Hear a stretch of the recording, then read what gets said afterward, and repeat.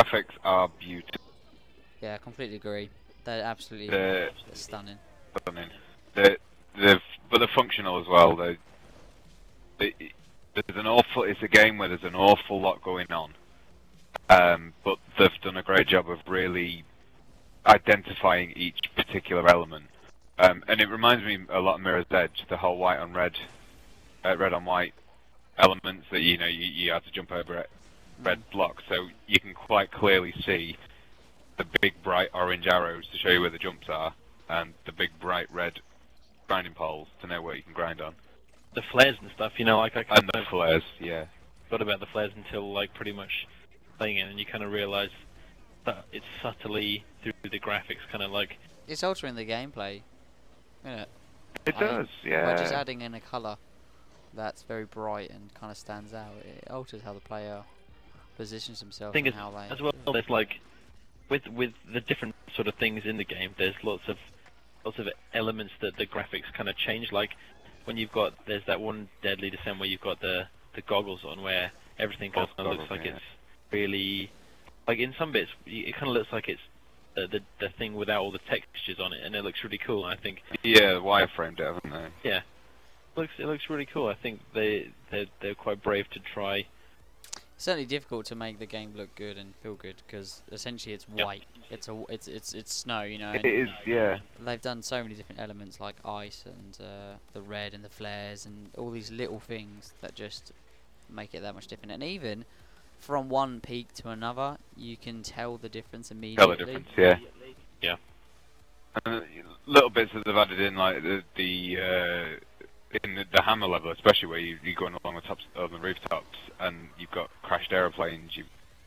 Each peak has a real character to it. They've given it a real sense of character. With all the environments, like you said, like every single one has, like instantly when you start playing it, you know where you are. They've done like you said, it's easy to just do a mountain and have it all white and stuff, but to give each one such a hugely different image is... It's impressive. Very impressive, and it's very commendable that they've managed to achieve that.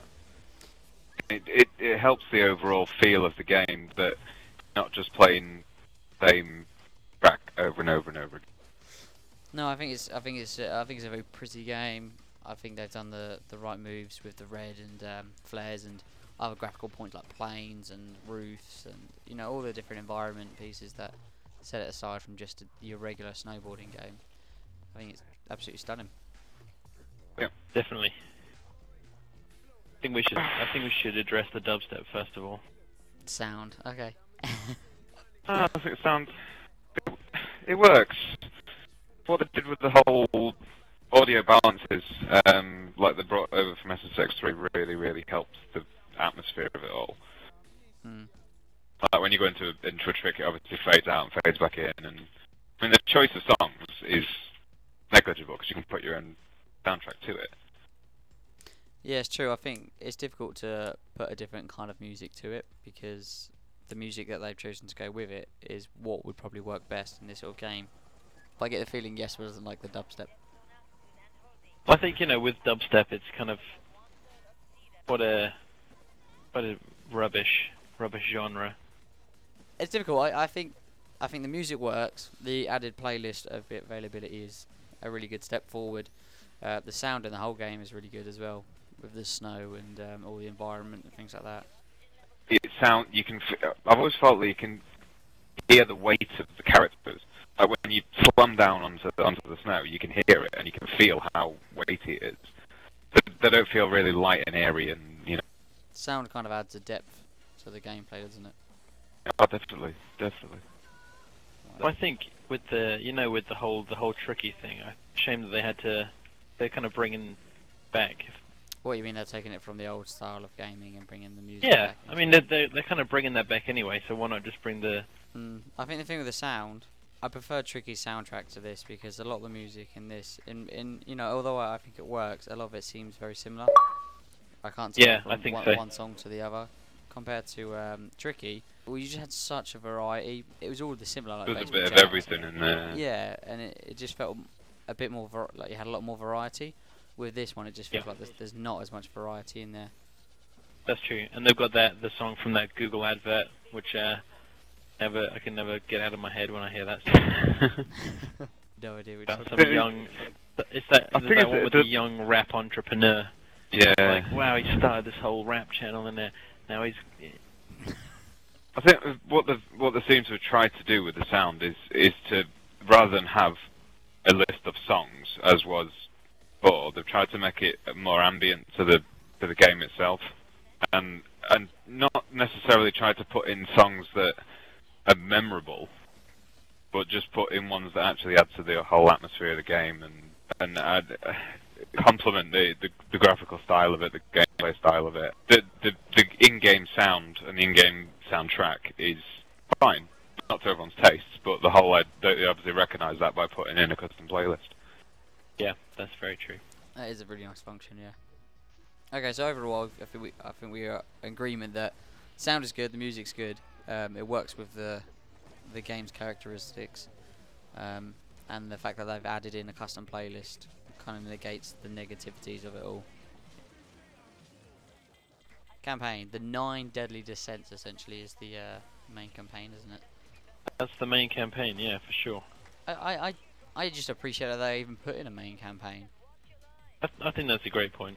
They could easily It's have always been a single player. made it and had, but everyone would have been fine with that. But they made the choice to be like, you know what, let's put something else. So basically, And the fact that they've crafted a story around it as well, and it's a bit of it's a weak plot. It is, yeah, it's a bit of a shit story. Yeah. To be fair, but how it's not. It's never. It's not. It's not now. It never has been a very narrative-heavy game. No, for sure. So, I mean, in context to what it is, it's perfectly functional, if highly forgettable.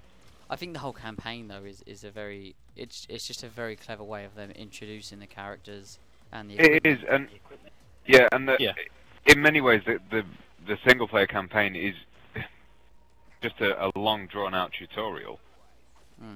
It sort of gets you used to racing, gets you used to gets you used to the descents, and obviously introduces all the characters and then basically, I mean, you can finish the campaign in a few hours. But then you're completely set up for Explore to go on and do. So it felt like an extended tutorial. Yeah, that's a great way of looking at it. That's a great way of looking at it. I think the one thing I would say about the Deadly Descents is I have not been this frustrated at a game in a long time. Yeah, me too, man. You know what I mean? But that's a good thing, right? That's a good thing. It's an amazing thing because modern games today, they just take so much from their predecessors that they become predictable and in a way too easy because you get to a certain bit and you can just you die, you respawn, you die, you respawn, and then you do it, and at the end of it there's no like real feeling or succession. You've not succeeded in something, you've just died a couple of times and then done it. There's no rewards to it. When I finished one of the Deadly Descents, you fucking right, I jumped in the air and I was high-fiving myself. I was so happy. They have really got the reward right, and it is very. It is an achievement to finish one of them, and you sit for an hour trying to do one of them, over and over again, trying to figure out the right line, and which way do you go, that way, this way. But when you finally do it, it's that real sense of accomplishment that you've nailed it. Well, with like games these days, like difficulty is like kind of there, but it's not really in. Like games like like Dark Souls and stuff, they came out and so like because it's so hardcore, people like when you do something in it, it's such an achievement, and it is kind of like it's learning what to do in a certain thing, and I think this is quite a cool example where this, especially the last descent that you've got to do against. Yeah. You actually you've got to learn the level. You've got to dodge certain bits. You've got to find the right line. Otherwise, you don't make it. And I think like that's quite rare, I guess, with a lot of games kind of let you or don't let you finish it until by the time and then actually do it. They've definitely made the game harder because, as far as I can remember, I don't really remember too much, but in Tricky, there wasn't really a way you could just die. There was no kind of game over.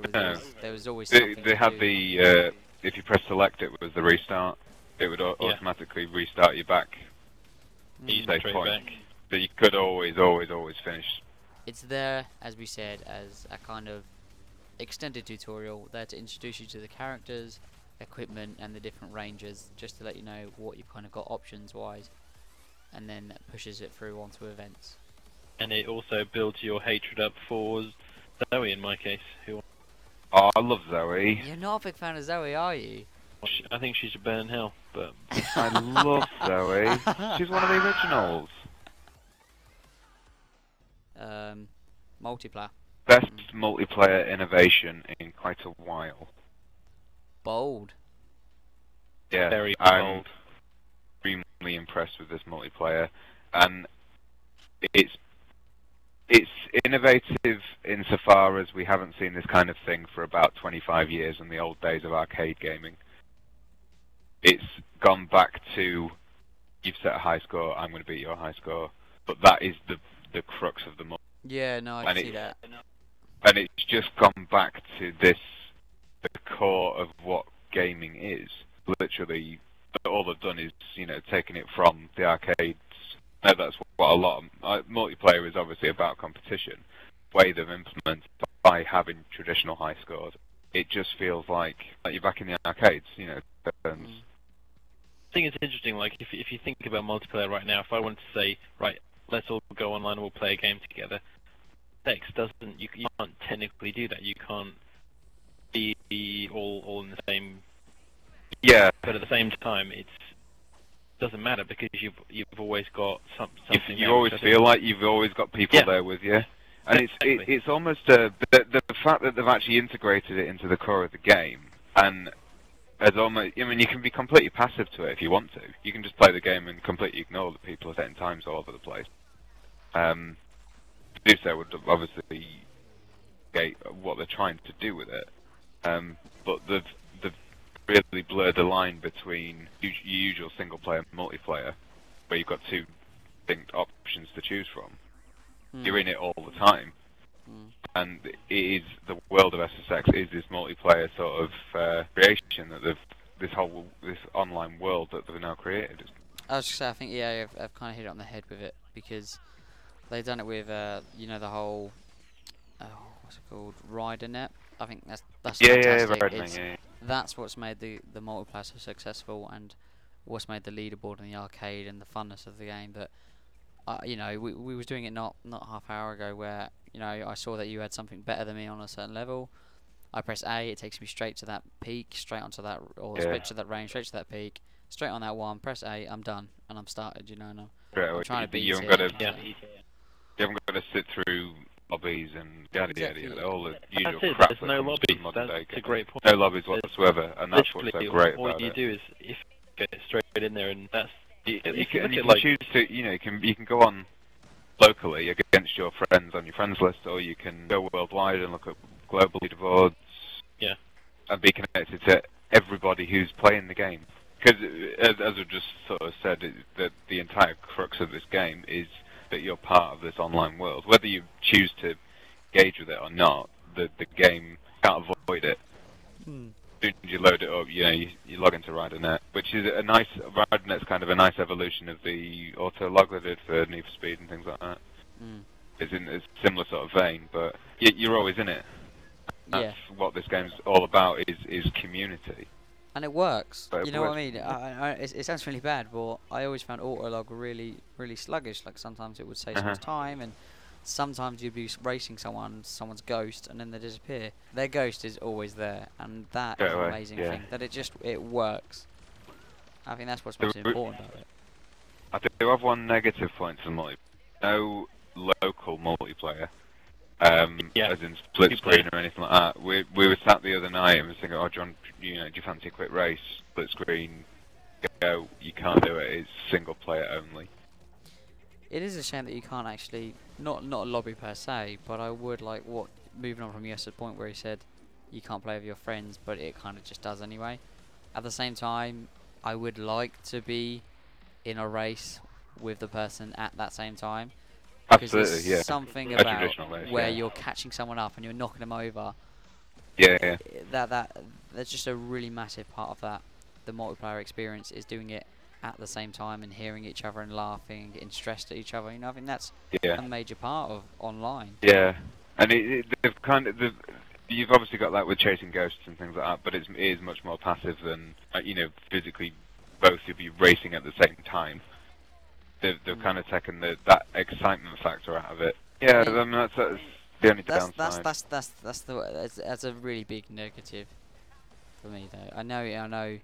For me, the multiplayer, the one big thing is missing is real time, one-on-one. Yeah, local multiplayer. Yeah. However, multiplayer wise, I would say strongest point about the game, and it's actually, I agree with Tom with, it's one of the most innovative multiplayers I've played in a long time. It is, and it's one of the most streamlined multiplayer experiences I've ever come across in a game. Yeah, definitely. There's no like, you don't even have to do anything. Like, well, exactly, you don't have to like change the disc like in Battlefield, or you'd have to load up like multiplayer mode like that takes a couple of seconds. It's just everything's there. You just go straight for it. And yeah, it's the biggest positive of the game as a whole. Full package. Will buy every bit of DLC for this game, and I will still be playing it years from now. I thoroughly love this game. I'm gonna go off the shelf. Maybe because I'm not very good at it right now. Need to get better. I think I'm gonna have to go with off the shelf actually. Surprisingly, I think I would. I definitely paid full price for it, and I'm happy I did. Don't regret it at all. I'm sure we'll be playing it in the future. However, DLC wise, I can't see what they're gonna add that's gonna make me want it. All objectives secure and safe. Yeah, this guy's trying to get in it. So. Oh no!